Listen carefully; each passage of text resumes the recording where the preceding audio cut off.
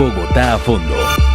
La prisión perpetua para violadores y asesinos de menores es una lucha que lleva en Colombia más de una década. ¿Es conveniente o no para proteger a nuestros niños, niñas y adolescentes? El Museo de Bogotá es la memoria viva de la ciudad. Hicimos un recorrido por cada una de sus salas y nos encontramos con detalles que convierten a la ciudad en una joya que todos debemos cuidar. Según Medicina Legal, en los primeros 4 meses de 2019, 213 niños, niñas y adolescentes fueron asesinados en Colombia. Un promedio de 1,8 menores que pierden la vida a manos de criminales es la radiografía de un país enfermo. A pesar de ello, no hemos perdido la indignación y, entre otras cosas, ha reaparecido la prisión perpetua en el debate. Les contamos cuál es el panorama.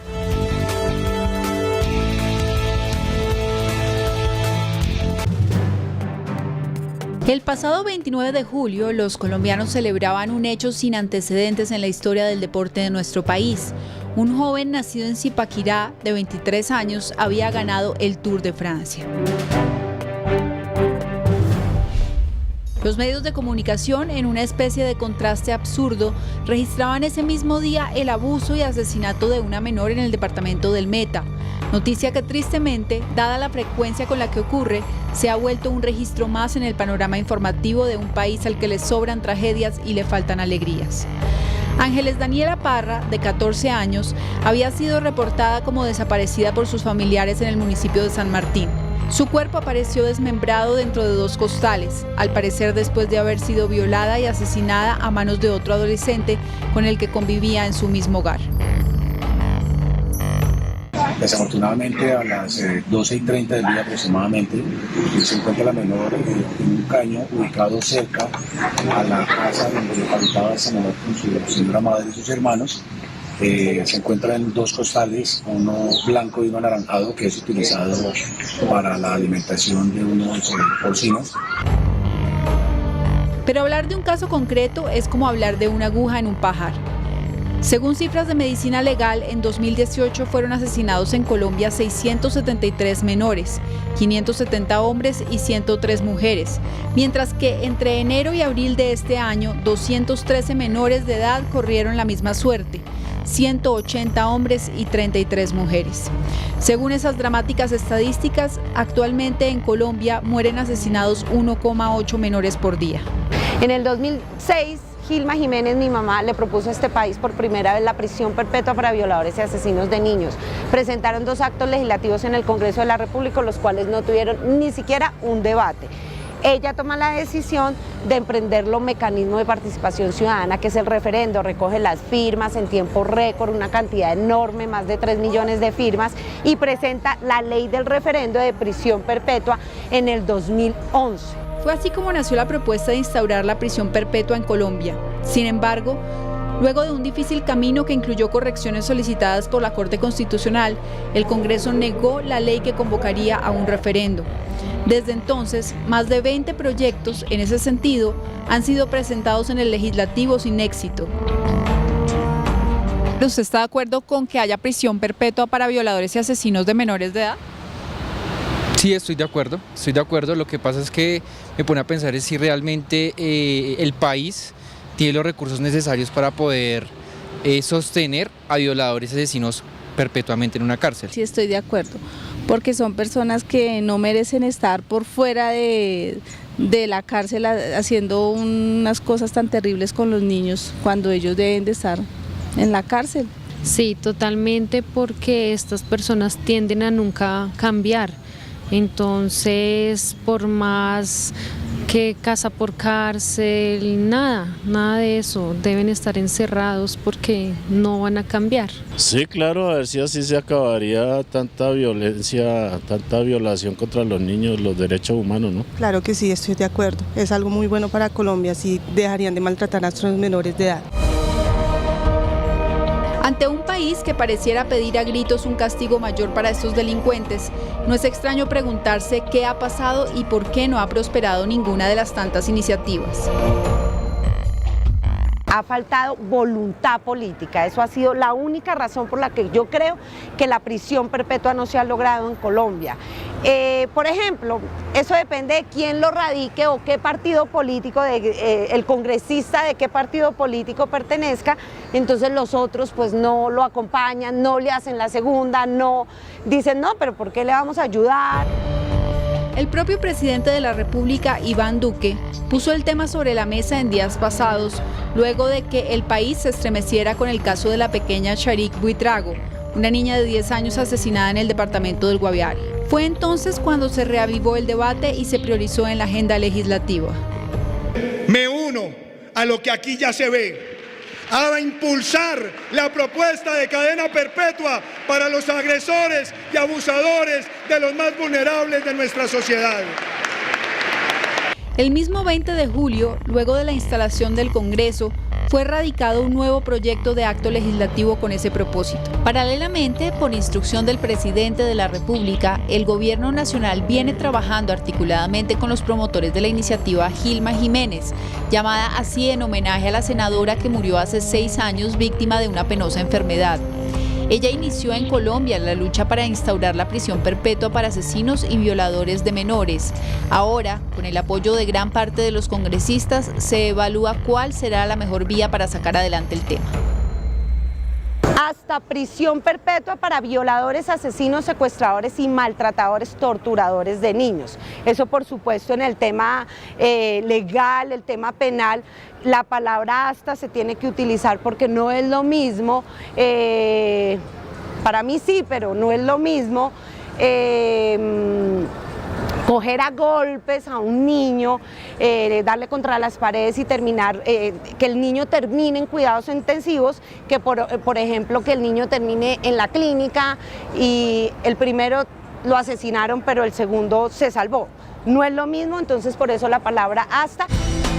A pesar de que pareciera lógico, el apoyo a esta iniciativa de organizaciones dedicadas a la defensa de los derechos de los niños y contra el maltrato infantil no necesariamente está dado.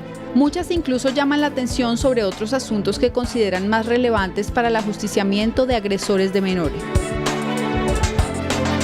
Nos preocupamos mucho más por la atención que deben recibir las víctimas durante el proceso judicial.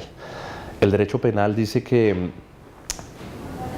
la pena debe ser la última razón de ser bajo la sociedad, ¿cierto?, sobre la protección precisamente de los ciudadanos, en este caso los niños, niñas y adolescentes. Con una atención de más de 30 años, la Fundación Renacer, a partir de la judicialización y el apoyo precisamente que se realiza de estos agresores sexuales, se ha dado cuenta que es mucho más importante la atención a las víctimas en el proceso y frente a la judicialización del mismo. Nosotros, con relación a la cadena perpetua, la condena, creemos que hay que hacer es política pública integral. Es decir, en este momento la impunidad en los casos de abusos sexuales es del 98%. Entonces, primero tenemos que reducir esa impunidad. Es decir, tenemos que tener mejor investigación criminal, tenemos que creerle a los niños y a las niñas como sujetos de derechos, tenemos que dejar de leer pseudociencia como el síndrome de alienación parental, que eso básicamente es una estrategia para liberar abusadores sexuales de lo que están haciendo. Según cifras de Medicina Legal, aproximadamente 5 niñas y adolescentes menores de 18 años son abusadas sexualmente en Colombia cada día. El 87% de los exámenes por presunto abuso sexual practicados en el país durante 2018 fueron a niñas, niños y adolescentes. Solo entre enero y abril de este año, 7.142 menores han sido reportados como víctimas de este delito, de los cuales 6.085 de los casos, es decir, el 85%, son mujeres. En contraste con la cantidad de casos que se cometen, la judicialización de los responsables es lenta y en la gran mayoría nunca llega. Llevamos casos en los que la judicialización dura más de 8 o 10 años, en los que no hay una condena, ¿cierto? Procesos en los que los fiscales son trasladados. Entonces nos parece mucho más importante que se fortalezca dicha judicialización para evitar la impunidad. Sin ir más allá, en un reciente informe que hizo la Fiscalía al Consejo Superior de Política Criminal, se evidencia que desde 2014 a la actualidad se han adelantado 6.767 investigaciones por delitos relacionados con explotación sexual de menores, de las cuales en solo 154 casos, es decir, el 2%, los responsables han sido condenados y llevados a una cárcel. Un fiscal puede tener hasta 400, 500 procesos y 2 investigadores, lo que precisamente implica que cuando hacen reforma a la justicia piensen en penas más, pero no piensen en más bien que existan más fiscales, más investigadores para que la justicia sea mucho más efectiva. Los muros de la infamia y la castración química, entre otras, hacen parte de la variedad de propuestas que se han escuchado en muchos años de indignación. De hecho, una de las pocas que ha prosperado es la hoy Ley 1918 de 2018, por medio de la cual se estableció un régimen de inhabilidades a quienes hayan sido condenados por delitos contra menores de edad y que tienen el fin de bloquear laboralmente a abusadores, principalmente en empleos que tengan contacto con niños. Dicha ley será realidad antes de finalizar el año gracias al decreto 753 de 2019, con el que se crea el Registro Nacional de Ofensores Sexuales, el cual será manejado por la policía y deberá ser consultado previamente por quien vaya a contratar a un empleado cuya labor implique un trato habitual y directo con menores de edad, so pena de ser sancionado fiscalmente de no hacerlo. Otra de las medidas que están sobre la mesa hará su tránsito en el legislativo y busca que los delitos contra menores sean imprescriptibles. Contrario a lo que argumentan quienes la promueven, la Comisión Asesora en Materia de Política Criminal, que conceptúa por solicitud del propio gobierno, advierte que la prisión perpetua no es una medida efectiva para prevenir que se sigan cometiendo este tipo de delitos atroces y que, por el contrario, genera un costo importante al erario público y puede representar un desgaste diplomático, dado que Colombia es firmante de varios tratados internacionales en los que se prohíben las penas imprescriptibles. A mi modo de ver y como abogado penalista y defensor de niños, una inflexión punitiva, que lo que trata de buscar es que el delincuente se abstenga, ¿cierto?, como de cometer dichos delitos. Sin embargo, por la misma judicialización y la distancia de los procesos y la impunidad de los mismos, por la falta de medios, estas penas, por más altas que sean, no van a abstener a un abusador sexual, ¿cierto?, de que las realice. Argumentos que tendrán que hacer parte del debate, teniendo en cuenta, eso sí, que los derechos de los niños son prevalentes y que, en cualquier sentido, las medidas que sean tomadas deben ir encaminadas a protegerlos. Según los promotores de la prisión perpetua para asesinos y violadores de menores, se espera que a finales del mes de agosto sea presentada la iniciativa que están construyendo junto al gobierno. De tener éxito sería el final de una lucha de 13 años en Colombia.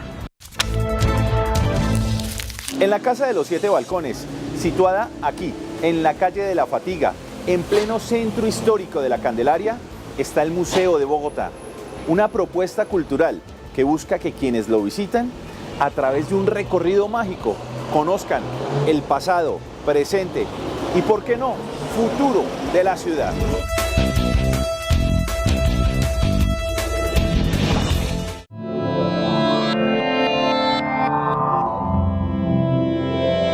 Así registraron los periódicos de la época el nacimiento del Museo de Desarrollo Urbano de Bogotá. Un 11 de julio de 1969, el presidente Carlos Lleras Restrepo firmó con su mano derecha el libro de visitantes. Cuentan que fue el primero en recorrer durante 100 minutos los pasillos de la vieja casona de la Candelaria. 50 años después, las puertas de la Casa de los 7 Balcones, también en el centro histórico de la Candelaria, se abrieron para contar nuevas historias, pero de la misma protagonista, Bogotá. Los primeros en hacer el recorrido no fueron las autoridades distritales, tampoco los altos mandatarios nacionales. El turno, esta vez, fue para Daniela Rodríguez y Andrés Toca, un par de universitarios que no resistieron la tentación de conocer la historia de la ciudad, encerrada en esta casa. Nosotros nos encontramos en la séptima hace poquito, entonces íbamos a subir a la universidad.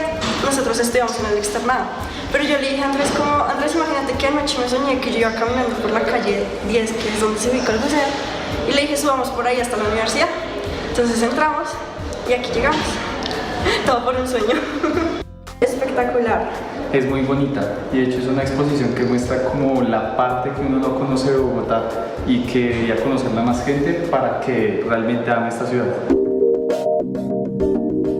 Estos jóvenes, a pesar de que no comparten el mismo origen, coinciden en que Bogotá tiene historias dignas de contar, valorar y amar.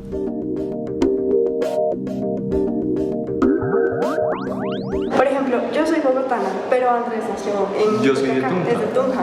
Pero ambos concordamos que Bogotá es una ciudad preciosa. Yo estaba enamorada de mi ciudad y nunca voy a dejar de estar enamorada de mi ciudad. Y precisamente este museo muestra eso, como las cosas bonitas que tiene Bogotá, y pues te ayuda a amar cada día más la ciudad. La historia del Museo de Bogotá es tan interesante como cada una de las piezas que en él se encuentran. Desde su creación en el año 69 ha pasado por diferentes sectores de la ciudad. El Planetario Distrital, la Casa Sámano y la Casa de los 7 Balcones han albergado exposiciones temporales y permanentes. Antonio Ochoa es historiador y desde hace ya varios años le ha seguido la pista al museo. El Museo de Bogotá es una oportunidad para conocer la ciudad, para recordarla, para identificarla y para vivirla. Es una magnífica oportunidad que tenemos en nuestra ciudad y que tenemos en el centro como oferta cultural y como un espacio para todos los bogotanos. David Delgado ve la Casa de los 7 Balcones como un espacio de encuentro en donde la memoria es protagonista. Creo que la cultura y finalmente el patrimonio y la historia sirven es para reconocernos todos, generar espacios de apropiación, de convivencia, creación de ciudad y ciudadanía. Yo creo que el museo está maravilloso, me parece buenísimo hablar de la memoria y el recorrido del agua. Creo que es uno de los grandes temas que se le vienen a Bogotá desde la lectura territorial. Me parece una maravilla de espacio para la ciudad. Viviana Ortiz Monsalve es arquitecta restauradora y luego de recorrer la casa no duda en afirmar que la transversalidad de todos los elementos, fotografías y libros, la espacialidad de los lugares, adicionando apoyos técnicos más la parte audiovisual, hacen del museo un lugar mágico.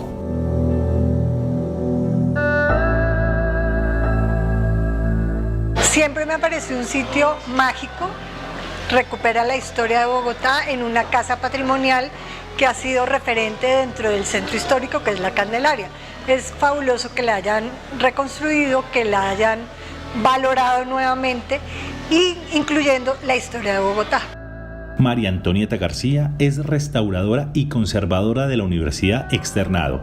Trabaja en el área de gestión de colecciones del Museo de Bogotá. Ella es la rescatadora y catalogadora de las colecciones y también es la única que puede hacer algo que todos quisiéramos. Lo que más me gusta de trabajar en registro es que tengo acceso directo a los objetos, los puedo tocar, los puedo mirar de cerca, puedo ver como detalles que no ve otra gente, como digamos de elaboración. Y creo que justamente los objetos que se eligieron para la exposición permanente del Museo Renovado fueron muy bien elegidos como para contar la historia de la ciudad. Es una historia pues que realmente como que va a conectar a los bogotanos. En total, son 9 ejes que orientan esta nueva propuesta museográfica, ofreciendo contenidos interactivos en español y en inglés que buscan reflexionar sobre temáticas como el bogotazo, el lugar de la mujer en la sociedad, el pasado indígena y colonial, el agua, el cine. Marcela García es la curadora del museo. Una de las cosas muy bonitas que tiene Bogotá es que cuando uno camina por la ciudad, ahí digamos como que la historia y la génesis de la ciudad está regada por todas partes, tú la puedes seguir en distintos momentos. Hay cosas que han sido muy importantes para la ciudad, el tema del agua, por ejemplo, es fundamental, ¿no? Si hay una ciudad, mejor dicho, cualquier asentamiento humano en general necesita agua, y las formas en que nos abastecemos de agua pues se van transformando en la medida en que ese asentamiento humano se va haciendo más grande, más complejo. También entender cómo la ciudad empieza a tener agua, ¿sí? No sé, hoy nos parece muy obvio que el agua viene de la llave, abrimos la llave y ahí está, pero eso no pasa en todos los sitios. Aún en la Bogotá actual no todo el mundo tiene agua, ¿sí? Todavía hay gente que hace la práctica colonial de ir a traer el agua a lo que llamamos agua de a pie, ir hasta la fuente de agua caminando o en burro, con unos timbos, llenarlos de agua y llevarlo a su casa. Eso sigue pasando, eso que sigue siendo colonial sigue estando hoy también presente en la ciudad y nos lleva a entender también la complejidad de ciudad que tenemos. Este es el espacio cachaco, rolo, bogotano, que en cada rincón tiene una historia por contar.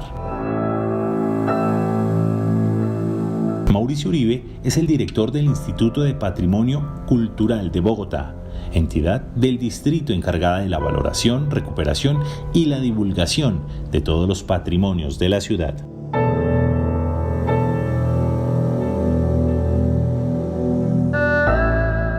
2016 que entramos a la alcaldía y específicamente al Instituto Distrital de Patrimonio Cultural, nos fijamos esa emocionante, grata, dura, pero muy rica tarea de volver a hacer el museo de la ciudad, porque esta casa que estaba destinada para el museo estaba cerrada. Se había restaurado, pero estaba clausuradas cada una de sus salas, no tenía ni un guión ni las piezas. Entonces nos pusimos a la tarea de hacer precisamente el guión museológico que se transforma después en esta propuesta museográfica. Hablamos con expertos, con los habitantes, con las encuestas bienales de cultura y propusimos 9 ejes temáticos nuevos de cómo queríamos contar a la ciudad. Una ciudad contada desde sus entrañas.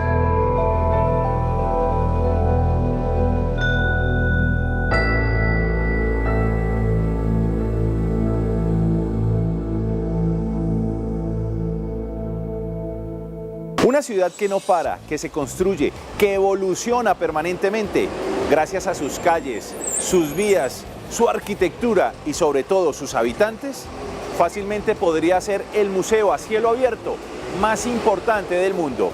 Esa es Bogotá. Nos vemos en 8 días con más buenas historias aquí en Bogotá a fondo.